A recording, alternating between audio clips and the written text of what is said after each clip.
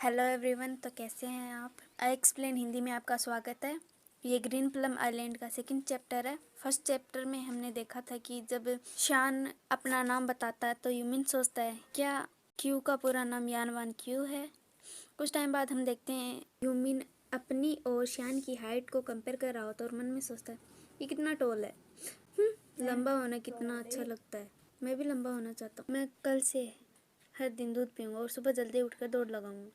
इस तरह दादाजी भी मुझे स्लीप हेड नहीं कहेंगे। यूमिन ये बातें सोच ही रहा था, तब अचानक शान बोलता है लाइट, क्योंकि यूमिन अपनी सोच में इतना डूब चुका था कि उसने टॉर्च ऊपर कर दी थी। जब यूमिन को पता चलता है और हमारे शान की आवाज़ सुनाई देती है तो वो बोलता है सॉरी। कुछ देर बाद हम देखते हैं जहाँ शान बोलता है ऑल डन और यूमिन से बोलता है बिल्डिंग की वायरिंग काफ़ी खतरनाक है, हाई पावर वाले इलेक्ट्रॉनिक उपकरणों के लिए बहुत पुरानी है। और यूमिन को स्क्रू ड्राइवर देते हुए बोलता है कि उनको अडल्ट या इलेक्ट्रिशियन को देखने के लिए बुलाना चाहिए। तब यूमिन शान से बोलता है ठीक है, लेकिन मैं कोई बच्चा नहीं हूँ। और मन में सोचता है क्या ये अडल्ट के बारे में बातें करना बंद कर सकता है? ऐसा तो नहीं है कि मुझसे बहुत ज़्यादा बड़ा है। फिर शान जाते हुए यूमिन को बोलता है ठीक है, अब मुझे चलना चाहिए। अगर तुम्हें किसी चीज़ की ज़रूरत हो तो मुझे कॉल कर लेना। और शान क्यू को बोलता है क्यू घर जाने का समय हो गया। क्यू बोलती है आ रही हूँ। और यूमिन की दादाजी से बोलती है दादाजी आपको लव रेवोल्यूशन देखनी चाहिए। आप जो शो देख रहे हैं ये उससे काफ़ी ज़्यादा बेहतर है। यूमिन के दादाजी शान को आने के लिए थैंक्स बोलते हैं और शान के जाने के बाद यूमिन को याद आता है कि मैंने अभी तक उसे थैंक्स नहीं बोला और वो जल्दी से सेव लेता है और मन में सोचता है दादाजी ने उन्हें थैंक्स बोल दिया लेकिन मैंने नहीं बोला, मुझे उन्हें पर्सनली थैंक्स बोलना चाहिए। यूमिन के दादाजी यूमिन को देखते हैं तो बोलते हैं यूमिन तुम कहाँ जा रहे हो? तभी यूमिन भागते हुए बोलता है मैं उन्हें थैंक्स बोलने जा रहा हूँ। यूमिन भागते हुए घर के बाहर आता है और आकर यूमिन और क्यू को रोकते हुए बोलता है आने के लिए थैंक यू और ये तुम्हारा थैंक यू गिफ्ट। और नर्वस होते हुए बोलता अरे नहीं, ये मैं क्या कर रहा हूँ? एप्पल गिफ्ट में कौन देगा? तब यान बोलता है कोई बात नहीं और यूमिन का दिया हुआ गिफ्ट एक्सेप्ट कर लेता है। क्यू बोलती है क्या मुझे एक एप्पल मिल सकता है? तब यान बोलता है हाँ, लेकिन खाने के बाद तुम्हें दांत ब्रश करना याद रखना। शान और क्यू घर जाने लगते हैं। यूमिन उन्हें जाते हुए देख रहा होता है। क्यू और शान के जाने के बाद यूमिन वहीं रास्ते पर बैठ जाता है और खुद से बोलता है इसकी जगह मुझे उन्हें कोला दे देना चाहिए था, कोई भी उसे रिजेक्ट नहीं करेगा। क्या वह सोचता होगा कि मैं लो क्लास किसान हूँ? इतने में पीछे से किसी की पैरों की आवाज़ सुनाई देती है। यूमिन ये सुनकर एक्सरसाइज करने लगता है और मन में सोचता है यूमिन चिंता मत करो। यूमिन के पास एक लेडी आती है। यूमिन लेडी को बोलता है अरे आंटी, इतनी देर तक आप डॉग को घुमा रही हो, यहाँ कितनी गर्मी है, मुझे नींद नहीं आ रही थी इसलिए मैं भी बाहर कुछ एक्सरसाइज करने आ गया। यूमिन को वो लेडी बोलती है तुम्हें घर वापस जाना चाहिए, तुम्हारे दादाजी तुम्हारे लिए वरीड होंगे।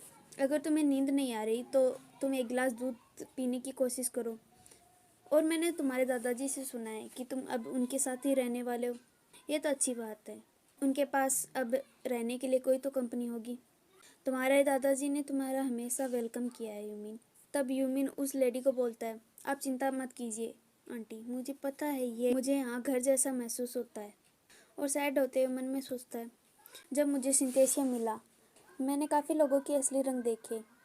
अब हम यूमिन के बचपन के कुछ सीन देखते हैं जहाँ यूमिन की मॉम यूमिन के डैड से बातें कर रही होती है फ़ोन पर, जहाँ वो बोल रही थी तुमने हमारे बेटे की कभी परवाह नहीं की, तुम सिर्फ काम करते हो।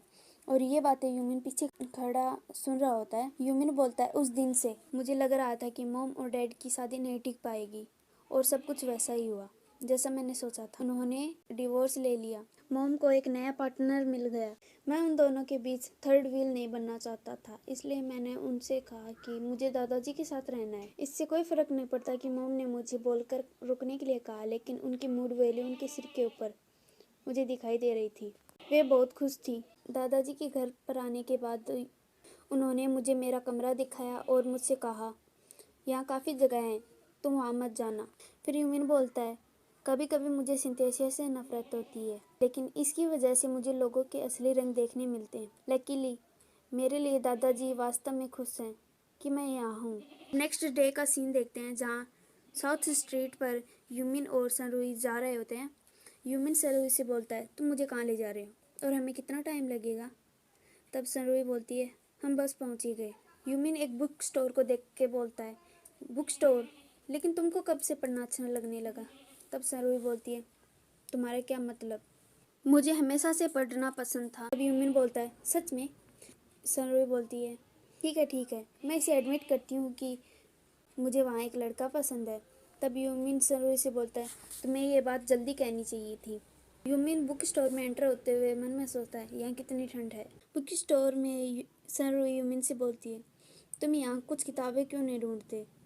और बुक स्टोर वाले लड़के को बोलती है, वेनिंग, मैं वापस आ गई। क्या तुमको मेरी किताब मिल गई?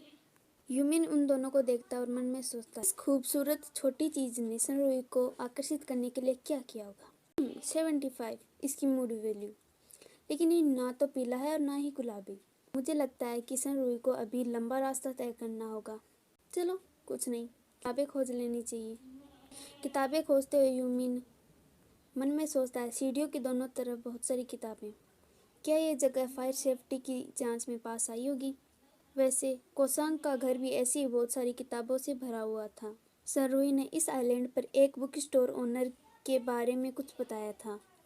यूमिन की नज़र एक बुक की तरफ जाती है और वो मन में सोचता है, मुझे यकीन नहीं हो रहा, ये तो वो बुक है जिसकी तलाश मैं हर जगह कर रहा था। और इस किताब को लेते हुए यूमिन मन में सोचता है, मैं उस किताब तक नहीं पहुंच सकता। क्या उन्हें लगता है कि यहाँ छोटी हाइट वाले लोग नहीं पढ़ते? ऑलमोस्ट ये मुझे मिल ही गया। फिर यूमिन के पीछे से एक हाथ आता है और बोलता है, मुझे तुम्हारी मदद करने दो। फिर यूमिन उसे पलट कर देखता है और बोलता है, ये तुम हो? तब देखते हैं कि वो शान था। शान बोलता है, ये मैं हूँ। यूमिन शान से बुक लेते हुए बोलता है, थैंक यू। क्या ये बुक स्टोर तुम्हारी है? तब शान बोलता है, हाँ। क्या तुम अपनी गर्लफ्रेंड के साथ यहाँ आए हो? तब यूमिन बोलता है, अरे नहीं, वो तो मेरी बचपन की दोस्त है, उसे वहाँ आपके क्लर्क पर क्रश है।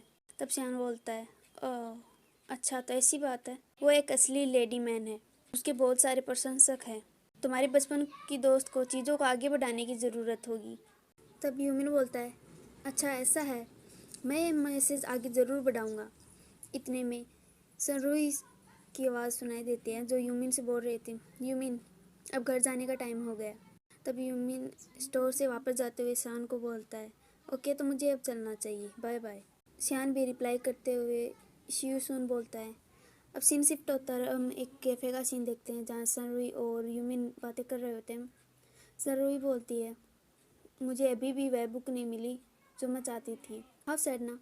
तब यूमिन बोलता है, तुम कह रही हो कि तुम दुखी हो, लेकिन तुम हैप्पी दिख रही हो। क्या सभी लड़की इसी तरह बातें करती हैं? तब सनरुई सॉफ्ट होते हुए बोलती है, ओ नहीं, तुम समझे नहीं। तब यूमिन बोलता है, हाँ श्योर, मुझे समझ नहीं आया तुम क्या कहना चाहती हो। तब अचानक से सनरुई यूमिन से पूछती है, मिन, क्या तुम वर्जिन हो? जिसको भी वर्जिन का मीनिंग नहीं पता उसे मैं बता दूं। वर्जिन का मतलब जब कभी भी आप किसी के साथ इंटीमेट नहीं हुए हो, उसे वर्जिन कहते हैं। यूमिन ये बात सुनकर सॉफ्ट हो जाता है और बोलता है, तो तुम क्या करना चाहती हो? तुम क्या प्लान बना रही हो? तब सनरुई बोलती है, तुम गलत समझ रहे हो। मैं बस ये जानना चाहती हूँ कि क्या हाई स्कूल में तुम्हारा कोई क्रश था? मेरा मतलब, तुम बहुत अच्छे दिखते हो। अगर तुमने कोई भी रिलेशनशिप इंजॉय नहीं किया तो ये बेकार होगा ना। तब यूमिन सोचता है, एक रिलेशनशिप। अब फ्लैशबैक का सीन देखते हैं जहाँ यूमिन बताता है, जब मैं हाई स्कूल में नया था, एक लड़की ने मुझे अपने प्यार का इजहार किया था, लेकिन मैंने अपनी सेक्सुअलिटी के कारण उसे रिजेक्ट कर दिया। फिर हाई स्कूल के सेकेंड ईयर में मैंने फू वई के सिर पर गुलाबी फीलिंग वैल्यू को अपने लिए समझ लिया, इसलिए मैंने उससे हिंट दिया कि हम इसे ट्राई कर सकते हैं, बट उसने 180 बनाए। उसने मुझे प्लेग की तरह अवॉइड किया और लोगों से कहा कि मैं एक गुमराह व्यक्ति हूँ। मेरे अलग हो जाने के बाद सभी ने मुझसे दूरी बना ली और रिलेशनशिप का मेरा रास्ता भी ऐसा हो गया। तब यूमिन सरोही से बोलता है, मुझे नहीं लगता कि यह बर्बादी है। हम स्टूडेंट हैं, हमारा काम पढ़ाई करना है। प्लस तुम कैसे सोच सकती हो इस गर्मी में मुझे कोई नहीं मिलेगा। तब सरोही यूमिन को बोलती है, राइट, शायद ऐसा हो कि तुम्हारी एक प्यारी मुलाकात हो। तब यूमिन बोलता है, एक प्यारी मुलाकात, और मन में ब्लश करते हुए शान के बारे में सोचने लगता है। अचानक से यूमिन की नज़र कैफ़े के ग्लास की तरफ चली जाती है जहाँ से उसकी बॉडी शो हो रही थी।